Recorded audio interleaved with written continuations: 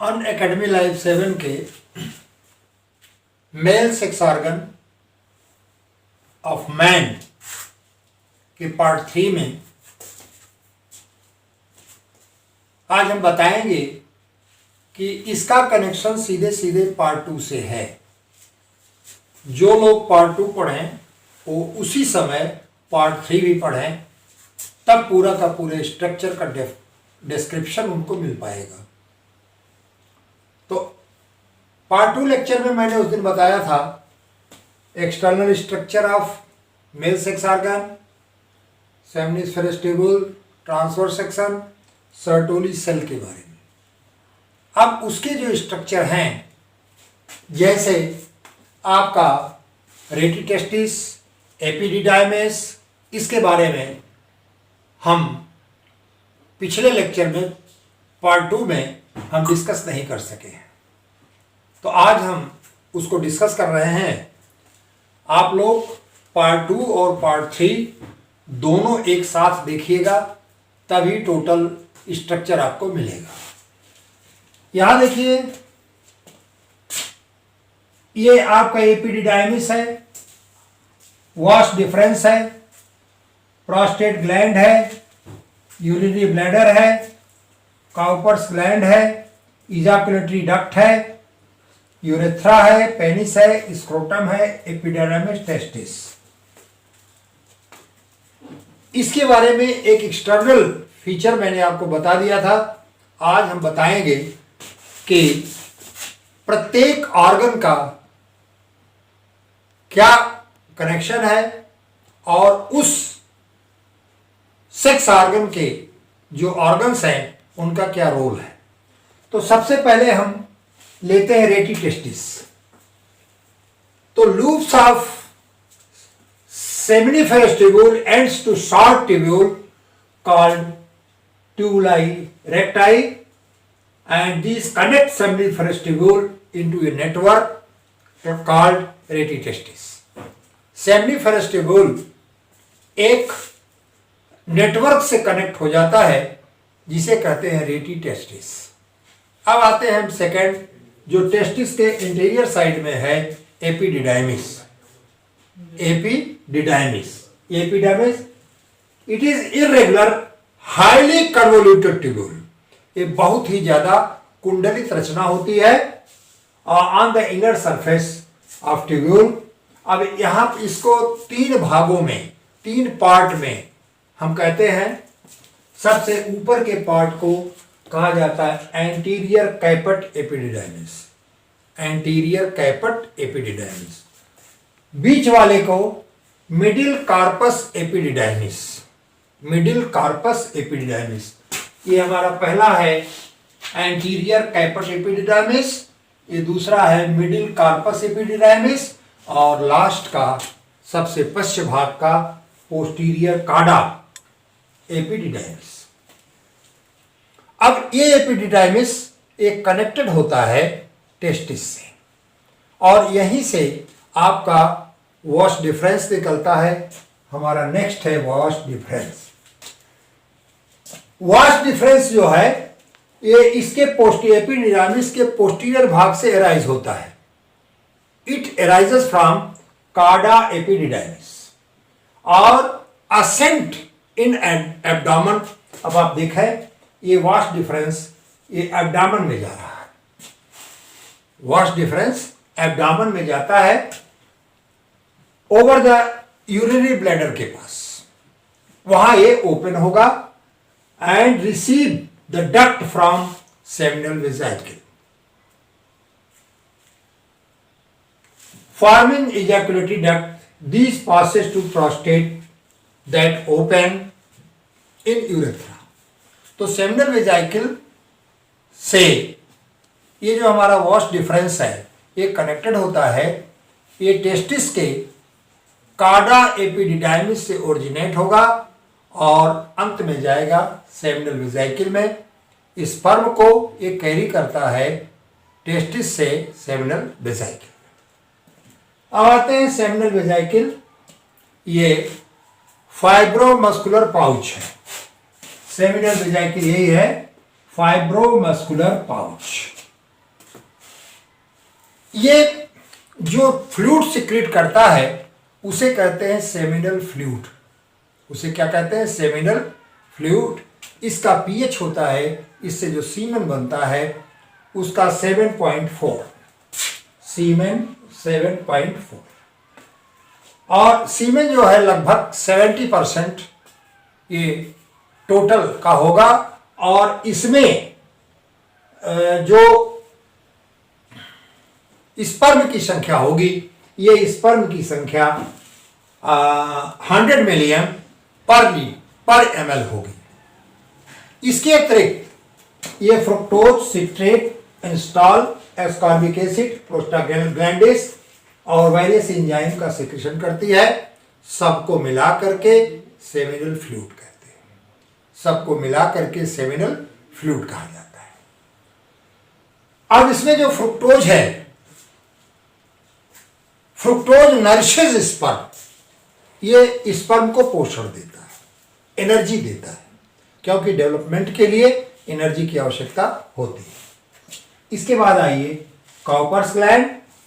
Cowper's gland, इसको bulbo urethral gland भी कहा जाता है। काउपर्स ग्लैंड का जो सिक्रेशन है वह सिक्रेशन ये लुब्रिकेशन का कार्य करता है कि स्पर्म जब जाता है तो वह स्पर्म वो फ्रिक्शनलेस मार्ग से होना चाहिए। दूसरी चीज, यूरिन निकलता है तो जो यूरिनोजेनिटल ट्रैक्ट है, यूरेथ्रा है, उस यूरेथ्रा को इसका जो सिक्रेशन है वो सिक्रेशन न्यूट्रलाइज कर देता है काउपर्स ग्लैंड। इसके बाद urethra, it is urinogenital tract, इसलिए कहा जाता है, पिछले लेक्चर में मैंने बताया था पार्ट 2 में, कि इससे यूरिन का एक्सक्रीशन और सेमिनल फ्लूइड का, सेमेन का, स्पर्म का एक्सक्रीशन दोनों साथ होता है। इसीलिए इसे यूरिनोजेनिटल ट्रैक्ट कहा जाता है। यह हुआ penis, that is a copulatory organ.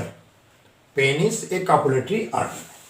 अब हम आपको बताते हैं सीमेन के बारे में कि सीमेन किसे कहते हैं। Seminal plasma along with sperm constitute semen. जो सेमिनल, अभी मैंने आपको बताया कि जो सेमिनल प्लाज्मा है इसमें तमाम एसिड्स हैं, तमाम एंजाइम्स हैं, फ्रुक्टोज है, ये सब मिलाकर के सीमेन कहलाता है।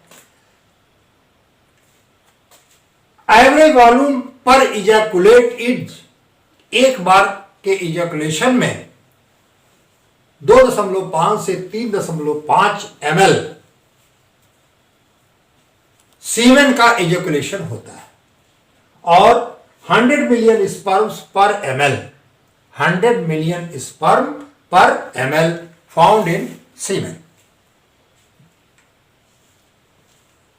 कॉपुलेशन के बाद 30 से 60 मिनट के पश्चात ये आपका यूट्राइन ट्यूब में पहुंचते हैं। कॉपुलेशन के बाद 30 मिनट से 60 मिनट लगते हैं इसको यूट्राइन ट्यूब में पहुंचने में। हमने प्यूबर्टी की बताई।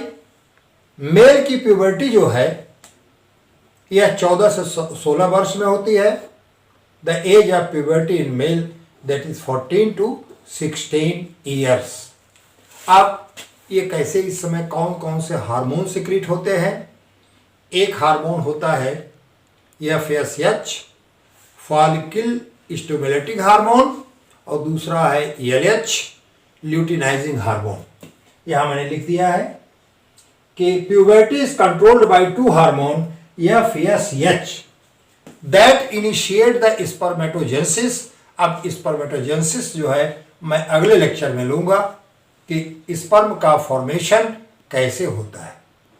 तो follicle stimulating hormone that initiates the development of sperm that is known as spermatogenesis. दूसरा LH hormone, LH luteinizing hormone that releases testosterone, जो कि आपका मेल हार्मोन है। इस प्रकार से पार्ट 2 में मेल सेक्स ऑर्गन के पार्ट 2 में मैंने आपको एक्सटर्नल फीचर बताया था, सेमिनिफेरस ट्यूब्यूल का ट्रांसफर सेक्शन बताया था, सर्टोली सेल्स का रोल बताया था। और आज के लेक्चर उसी कंटिन्यूएशन में आज का लेक्चर है, क्योंकि उस दिन नहीं हो पाया था, जिसमें कि आपके ये जो सेक्स ऑर्गन्स के जो एक्सेसरी ऑर्गन्स हैं उनके बारे में आज मैंने डिस्कस किया। उनका क्या रोल है, सीमेन क्या है, प्यूबर्टी की एज क्या है, और पर लीटर पर एमएल सीमेन में स्पर्म की संख्या क्या होती है, number of sperm 100 million sperms found in पर ml ऑफ सीमेन। इस प्रकार से हमने मेल सेक्स ऑर्गन का पूरा स्ट्रक्चर, उसके प्रत्येक पार्ट का जो एक्सेसरी ऑर्गन्स हैं उनके बारे में मैंने आपको बताया। अगले लेक्चर में हम स्पर्मेटोजेनेसिस के बारे में डिस्कस करेंगे कि किस तरह से स्पर्म का फॉर्मेशन होगा और स्पर्म का स्ट्रक्चर क्या होगा, स्पर्म किस प्रकार से मैच्योर होते हैं, इसके बारे में। तो आप लोगों को फिर बता दे रहे हैं कि मेल सेक्स ऑर्गन का वीडियो नंबर 2 पार्ट 2 और पार्ट 3 दोनों एक साथ पढ़ेंगे, तब जाकर के पूरा स्ट्रक्चर मेल सेक्स ऑर्गन का आपको मिलेगा। इसी के साथ साथ मैंने यह लेक्चर, यह वीडियो नीट वालों के लिए बनाया है।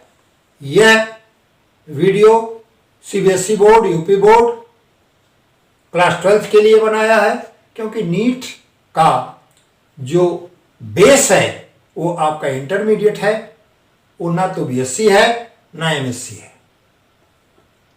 जिसका इंटरमीडिएट अच्छी तरह से, उसी को फाउंडेशन कहते हैं, तैयार रहता है, वही जो है नीट में क्वालिफाई करता है। नीट कोई बहुत बड़ी चीज नहीं है, वहां पर आपको अधिक से अधिक मैटर आपके पास होना चाहिए, अच्छा से अच्छा नॉलेज होना चाहिए आपको। ये जो आज मैंने बताया, यही सब जो हैं ये आपको नीट के ऑब्जेक्टिव में आते हैं।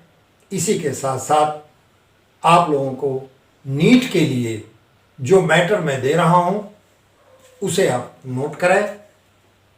हमने कई बार कहा कि आप डिमांड करें नोट्स का, मैटर का, लेकिन यह डिमांड किसी का नहीं हुआ। वीडियो तो बहुत आते हैं, लेकिन इस तरह का वीडियो, अनअकैडमी लाइव 7 जैसा वीडियो एक सीरियल से आपको नहीं मिलेगा। लोग इंपॉर्टेंट वीडियो डाल देते हैं और बीच बीच के वीडियो से आपको कोई फायदा नहीं होता। इसलिए अनअकैडमी लाइव 7 को अधिक से अधिक सब्सक्राइब करें और सब्सक्राइब करके उसे पढ़ें। इसीलिए मैं हमेशा छोटा छोटा वीडियो बनाता हूं, क्योंकि मैं जानता हूं कि आप लोग ऊब जाते हैं और तमाम वीडियो डाले जाते हैं, लेकिन आप जरा सा उनके वीडियो का सीक्वेंस देखिए और हमारी वीडियो का सीक्वेंस देखिए। मैं चैप्टर उठाता हूं, फ्रॉम बिगिनिंग टू एंड में उसको ख़त्म करता हूं। इन्हीं के साथ साथ आज का लेक्चर समाप्त है।